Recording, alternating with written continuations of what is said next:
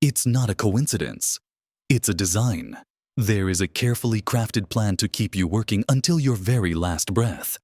And the cruelest part is that you have been convinced this is a virtue. Karl Marx saw this clearly.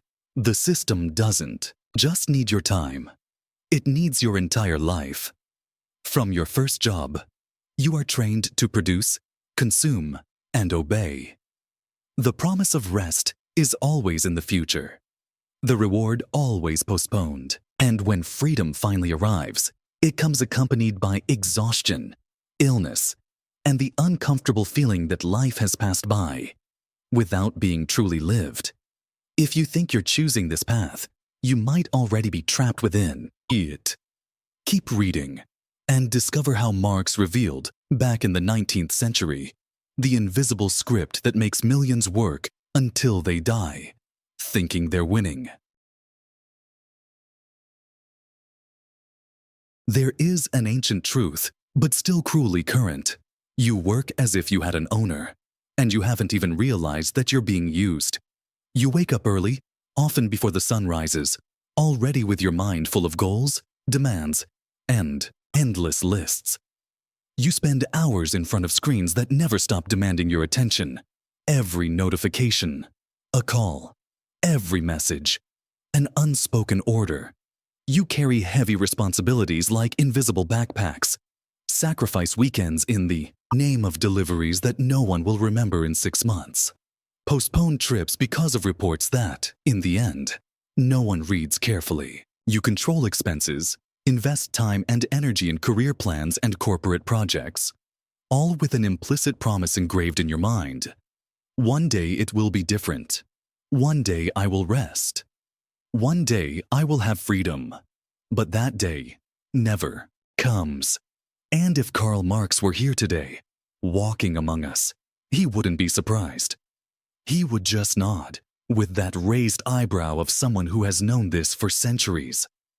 Because the system was built exactly like that. So that you function until the end. So that you produce until your last breath. So that you live as a means and never as an end. And more than that, he would say that you don't even realize you're being used. There is no whip, no explicit violence, but there is something much more effective. A social structure that convinces you that you chose this life, that all of this is part of the game, and that you can leave whenever you want. But in practice, leaving seems impossible. Not because someone forces you to continue, but because you have internalized the yoke yourself. The problem is not effort. The problem is meaning. The problem is not routine. The problem is the absence of purpose. The problem is not working. The problem is serving something that will never look at you and say, "Thank you for everything." And even so, you keep going. Because you believe you're in control. Because you're afraid of what would come next. Because you don't know if there's another path. Because, deep down, you're not sure who you would be if you stopped functioning. Let's end brutally. The system's goal is not to uplift you. It is to extract everything from you. Marx understood this better than any modern economist. He saw, with scientific and philosophical clarity, how capitalism transformed men and women into productive resources. How it reduced people to their capacity to generate economic value. How it made the individual measure their own worth by the number of hours worked, the amount of reports delivered, the sum of accumulated salaries. And the worst, this doesn't happen with guns pointed. There are no soldiers guarding office doors. There are no bars on cubicles. All of this is done with words, with motivational speeches, with phrases like, "You can do anything," "Chase your dreams," "Work hard," "Live your goals." They are messages that sound inspiring, but that are actually subtle mechanisms of control. And so, you spend years dedicating your energy to something that will never recognize you as human, only as labor, as a resource, as a variable cost. How? Many parents leave home before the sun rises and return after it disappears, without seeing their children grow. How many young people abandon passions in the name of safe careers, thinking they will pick it all up later? How many professionals work themselves to death believing they are building a better future and don't even live the present? The system loves this because the more you believe you are in charge, the less chance you have to escape it. And the greatest irony is that you don't even need to be physically controlled. It's enough to believe you are free. Enough to think your choices are your own. Enough to imagine you have autonomy over your life.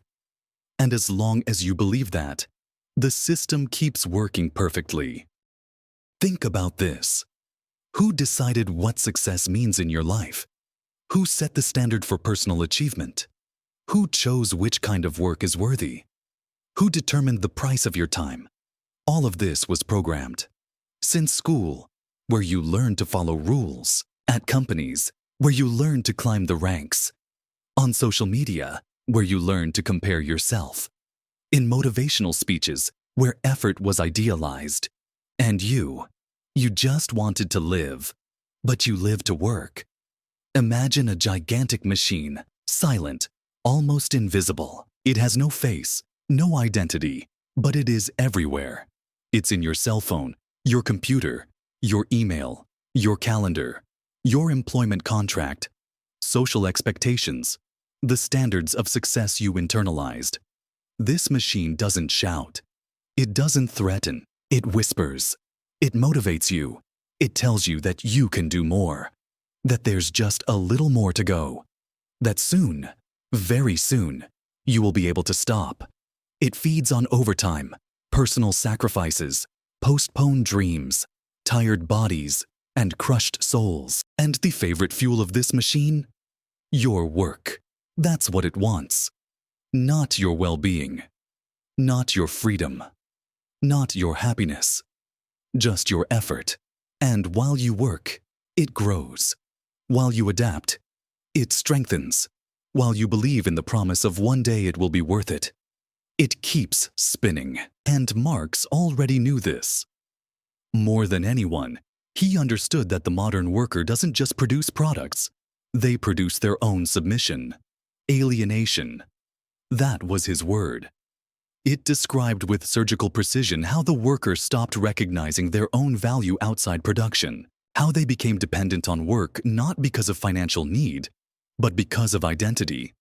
Today, this alienation is called career. It's called life plan. It's called short-term goal.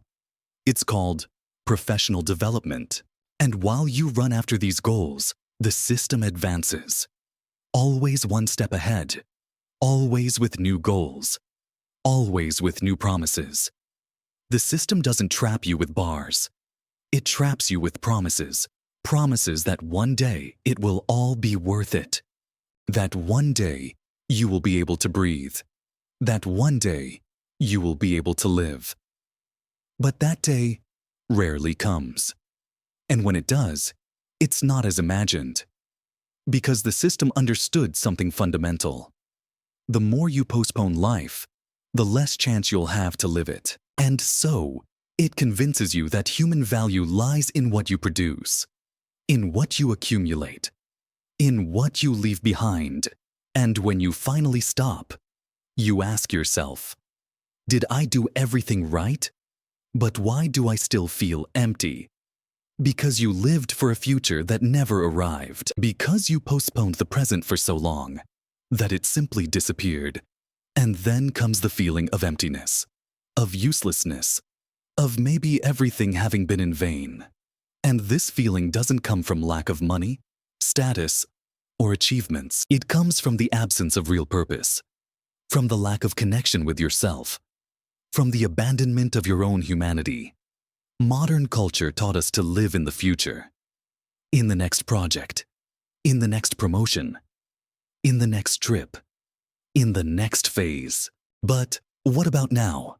Where does it fit in this plan? Does it even matter? Do you remember the last time you were truly present? Not planning what comes next, but simply living the moment? Probably not. Because the mind is always busy with what's missing, with what you don't have yet, with what you haven't achieved yet. And meanwhile, time passes. Days turn into weeks. Weeks turn into months. Months turn into years. And you didn't even see anything change. Because you weren't there to watch. One of the biggest traps of our time is this. Working is not just sustenance. It has become a religion. Work became identity. It became self-esteem. It became the measure of success. It became the meaning of existence. And those who don't work too much aren't considered enough. Those who don't deliver beyond expectations are seen as lazy. Those who question the pace are called weak. This is the perfect plan. An endless cycle where every achievement leads to another goal. Every victory opens the door to new demands. Every raise gives way to new responsibilities. And you keep going. Running, even without a finish line. Producing, even without real recognition. Working, even without feeling alive. And Marx warned against this. He said the modern worker had been separated from himself, that he no longer saw work as an expression of his humanity, but as an obligation. That he produced wealth for others while impoverishing himself, and that hasn't changed. It just got new clothes. Today, the worker doesn't live in dirty factories. He lives in white offices in front of glowing screens, answering emails at 3 in the morning. But still, he works, and still, he suffers, and still, he sees no way out. The system doesn't need villains. It needs players who believe they are free. And that's what it makes you believe. That you chose this. That you decided to follow this career. That you opted for this routine. That it was all your decision. But who really chose? You or the system that programmed your expectations since childhood? School didn't teach you to think. It taught you to obey. Companies don't offer you freedom. They offer positions. Social media doesn't show you purpose. It shows appearances. And motivational speeches don't set you free. They keep you running. And Marx knew this. He saw how the dominant ideology served the interests of those who hold capital. How the morality of hard work was used to keep workers trapped inside their own prison. And today, that prison has a name. Meritocracy. Productivity. Continuous growth. And you? You just wanted to live. But you live to work. Think about it. How many years of your life have you already invested in something you didn't really want? How many promises have you bought thinking they were absolute truths? How many times have you ignored your own limits because you thought you had to prove something to someone? And most importantly, are you working to build your life or to sustain a system that doesn't even recognize your value? The first step to break this cycle is to understand that life is not a long-term project. It is a daily experience. Free yourself from this logic. Start questioning what really matters. Decide for yourself what the price of your effort is. Because freedom doesn't come from working more. It comes from working with purpose. From choosing where to invest your energy. From deciding what the true value of your life is. And maybe, just maybe, true success begins with a single question. What is my own value?